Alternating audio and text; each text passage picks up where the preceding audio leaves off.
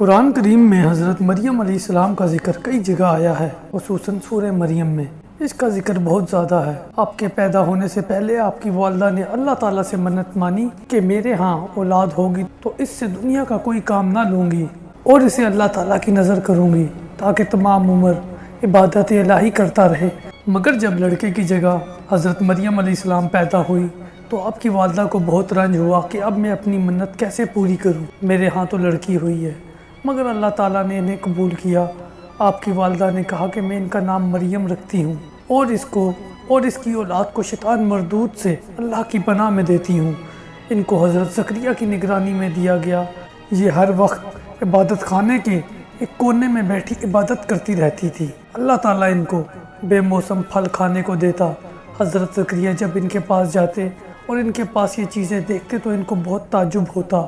حضرت مریم علیہ السلام سے پوچھتے کہ تمہارے پاس یہ چیزیں کہاں سے آئی؟ حضرت مریم علیہ السلام جواب دیتی کہ یہ سب اللہ تعالیٰ کی طرف سے ہیں، وہ جسے چاہتا ہے بے حساب رزق دیتا ہے۔ ایک روز کا ذکر ہے کہ وہ اپنے لوگوں سے پردہ کر کے ایک الگ جگہ جا بیٹھی۔ اللہ پاک نے جبرائیل علیہ السلام کو ان کے پاس بھیجا۔ وہ ان کے پاس کامل انسان کی شکل میں آئے۔ حضرت مریم علیہ السلام نے غیر آدمی کو دیکھا تو پکار اٹھی، اگر تم نیک آدمی ہو تو میں پناہ مانگتی ہوں۔ فرشتے نے کہا کہ میں تمہارے رب کی طرف سے بھیجا گیا ہوں کہ تمہیں پاک لڑکا دوں، اس کا نام مسیح ہوگا، وہ دنیا اور آخرت میں معزز اور اللہ کے نیک مقرب بندوں میں سے ہوگا، بڑا ہو کر لوگوں سے باتیں کرے گا اور نیک بچوں میں سے ہوگا۔ حضرت مریم نے کہا میرے ہاں لڑکا کیسے ہو سکتا ہے، مجھے کسی آدمی نے چھوا تک نہیں اور میں بدکار بھی نہیں ہوں۔ اللہ کی طرف سے جواب ملا کہ ایسا ہو کر رہے گا، ہم اس کو لوگوں کے لیے نشانی بنائیں گے اور اپنی رحمت کا ذریعہ قرار دیں گے، اس کو کتاب، عقل اور دانائی، تورات اور انجیل کی تعلیم دیں گے اور اسے بنی اسرائیل کی طرف رسول بنا کر بھیجیں گے۔ اس کے بعد جبرائیل نے ان کے گربان میں پھونک مار دی جس سے حضرت مریم علیہ السلام کو حمل ہو گیا۔ وہ دور ایک مکان میں چلی گئی، انہیں درد ہوا اور وہ اس درد کی وجہ سے کھجور کے ایک درخت کے نیچے چلی گئی اور انہیں آواز آئی کہ تو غم نہ کر، رب نے تیرے پاس پانی کا چشمہ بہا دیا اور کھجور کی جڑ پکڑ کر اپنی طرف ہلا، تجھ پر پکی پکی کھجوریں گر پڑیں گی، تو کھجوریں کھا اور چشمے کا پانی پی۔ بیٹے کو دیکھ کر اپنی آنکھیں ٹھنڈی کر، پھر اگر کسی آدمی کو اعتراض کرتا دیکھیں کہ میں نے رب کے لیے روزے کی منت مانی ہے اس لیے میں کسی سے بات نہ کروں گی۔ حضرت مریم علیہ السلام اپنے بچے کو لے کر قوم کے پاس آئیں تو انہوں نے دیکھ کر کہا کہ تو نے بہت برا کام کیا، تیرا باپ اور تیری ماں دونوں میں سے کوئی بھی بد چلن نہ تھا۔ اپنے بچے کی طرف اشارہ کیا مگر ان لوگوں نے کہا کہ ہم اس گود کے بچے سے کس طرح بات کریں؟ بچہ بول اٹھا، میں اللہ کا بندہ ہوں، اس نے مجھے کتاب دی ہے، نبی بنایا ہے، جہاں کہیں رہوں، جب تک زندہ رہوں مجھے نماز اور روزے کا حکم دیا ہے، اپنی ماں کے ساتھ بھلائی کرنے والا بنایا ہے، سرکش اور بدبخت پیدا نہیں کیا۔ مجھ پر اللہ کی ایمان ہوں، جس روز پیدا ہوا، جس روز مروں اور جس روز زندہ اٹھایا جاؤں۔ اللہ پاک قرآن مجید میں فرماتے ہیں کہ یہ تھے عیسیٰ مریم کے بیٹے جس میں جگرتے ہیں، اللہ ایسا نہیں کہ اولاد رکھے، وہ پاک ذات ہے، جب کوئی کام کرنا چاہتا ہے تو یہی کہتا ہے اس کو کہ ہو جا، وہ ہو جاتا ہے۔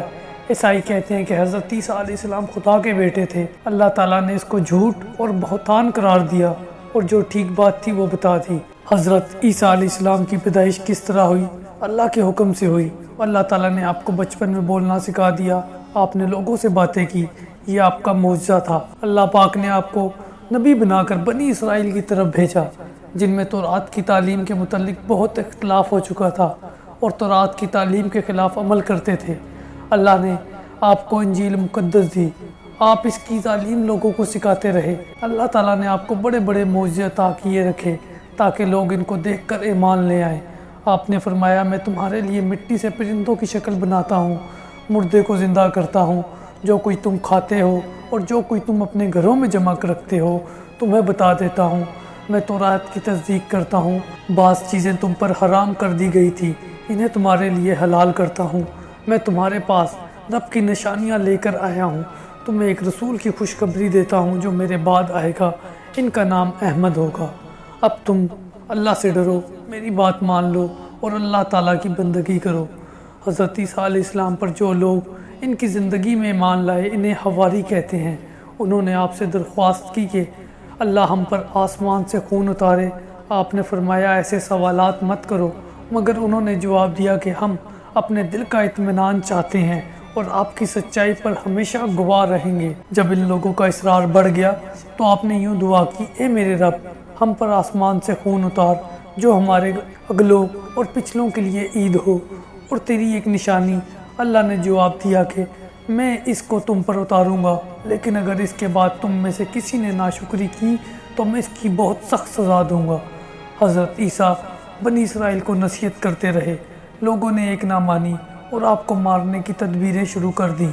اس وقت اللہ تعالیٰ نے حضرت عیسیٰ سے فرمایا، میں پہلے تجھے اپنی طرف بلند کروں گا، پھر وفات دوں گا، اور جن لوگوں نے تیرا انکار کیا ان سے تجھ کو پاک کرنے والا ہوں۔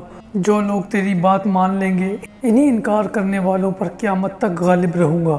دشمنوں کے جواب میں اللہ تعالیٰ کی تدبیر یہ تھی کہ حضرت عیسیٰ اور ان کی والدہ حضرت مریم کو ایک اونچی جگہ دے دی جو رہنے کے قابل تھی۔ وہ یہودی بڑے بے حیا تھے جنہوں نے حضرت مریم جیسی پاک دامن عورت پر الزام لگایا اور پھر یہ کہا کہ ہم نے اللہ کے رسول عیسیٰ بن مریم کو قتل کیا ہے۔ اللہ تعالیٰ نے فرمایا، ان کو نہ کسی نے قتل کیا اور نہ سولی پر چڑھایا، بلکہ اللہ تعالیٰ نے ان کو اپنی طرف اٹھا لیا۔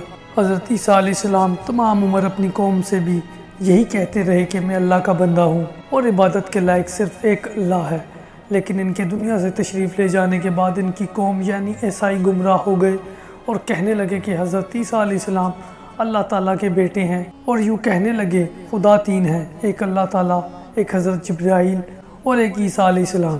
یہودی اور عیسائی دونوں نے اپنے نبی کو خدا بنا لیا یا ان کو خدا کا مرتبہ دے دیا۔